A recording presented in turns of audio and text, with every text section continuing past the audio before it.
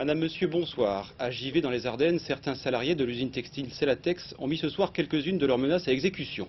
Plusieurs milliers de litres d'acide ont été déversés dans un canal relié à la Meuse. La pollution est minime, le liquide a pu être bloqué par les pompiers.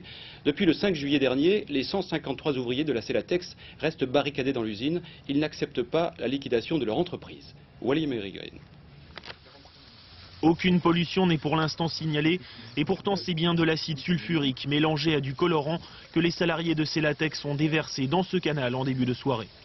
85 pompiers ont pu bloquer le liquide avant qu'il n'atteigne la Meuse, située à 200 mètres de là. En mettant leurs menaces à exécution, les manifestants ont voulu adresser un message clair, déçus mais pas résignés. Si le gouvernement n'arrive pas à comprendre la gravité actuellement de l'usine, il ne comprendra jamais. Ça va faire des dégâts, c'est sûr. L'usine de Givet, mise en liquidation le 5 juillet, est toujours occupée. Depuis la semaine dernière, les 153 salariés menacent de faire exploser un stock de 46 tonnes de sulfure de carbone. Inquiets, les riverains de l'usine se montrent toutefois solidaires. Il fallait qu'ils fassent quelque chose. Alors nous, on habite dans le quartier, faire sauter l'usine, bon, polluer. Fallait bien qu'ils trouvent un moyen et il n'y avait pas d'autre, de toute façon. À l'issue d'une réunion avec le préfet, les représentants du personnel se sont déclarés déçus des propositions qui leur ont été faites. Ils n'ont pas obtenu, en particulier, la prime de 150 000 francs qu'ils demandent depuis 2 semaines.